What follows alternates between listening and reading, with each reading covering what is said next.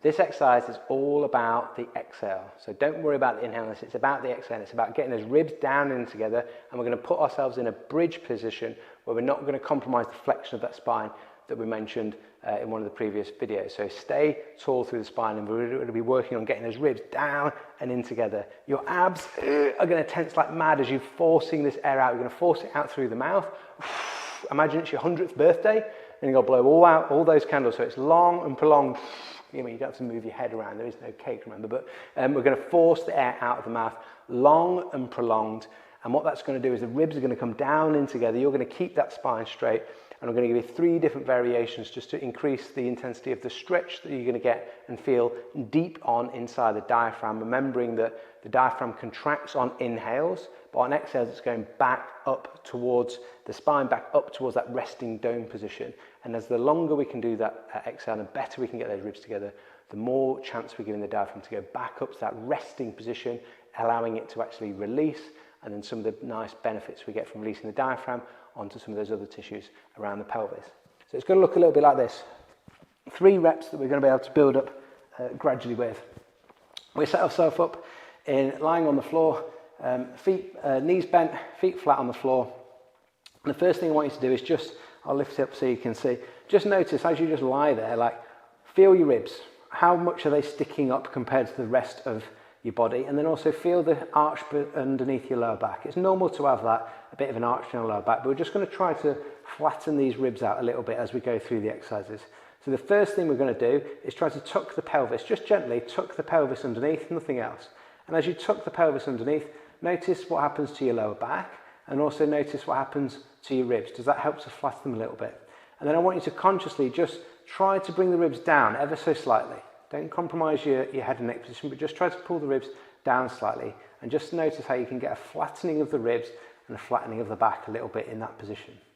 Then you're going to push down through your heels just gently, but you're going to lift your hips up just a few inches. So I'm going to lift the hips up, say like 2 or 3 inches, to a position where now, in a relaxed state, I can be nice and flat through that rib cage position. I'm not going really high because that puts me back in that extended position with the ribs lifting up again.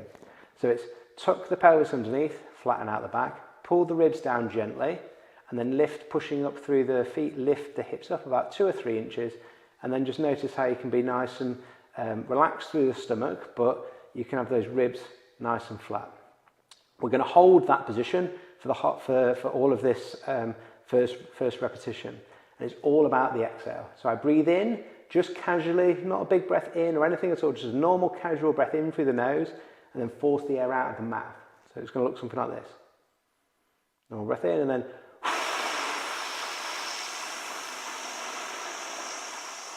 I'm not flexing the spine.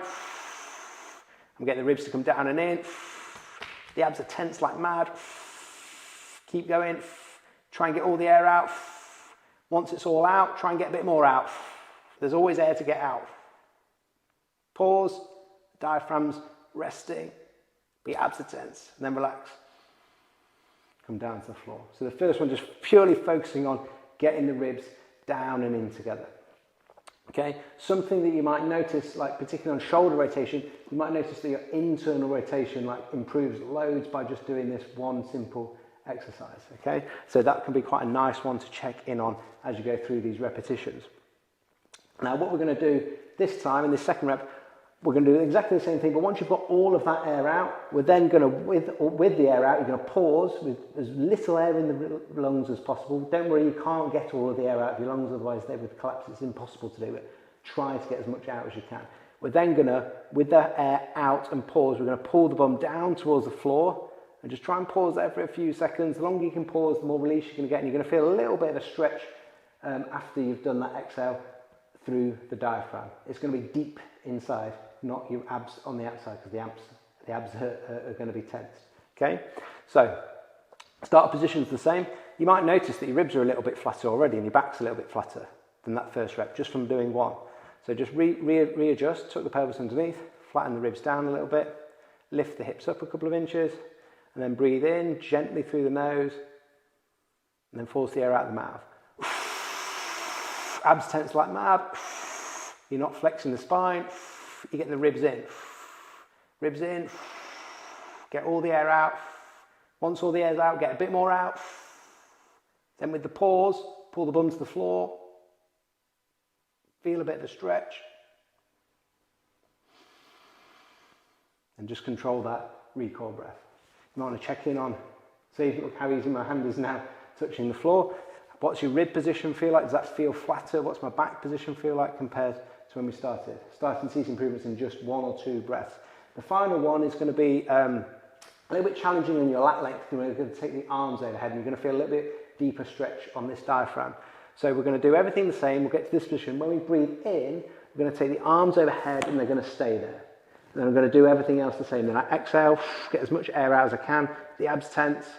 When I finish my exhale, I'm going to pull the bum down towards the floor and I'm going to feel that stretch coming through. You can also think about sucking your belly button towards your spine to try and just encourage that diaphragm back up to that resting position as much as possible. Okay, this will be the most intense in terms of the stretch. So, start position the same. Tuck the pelvis underneath, flatten the ribs slightly, lift the hips up 2 or 3 inches. Casual breath in through the nose, but the arms go overhead and then the arms stay there.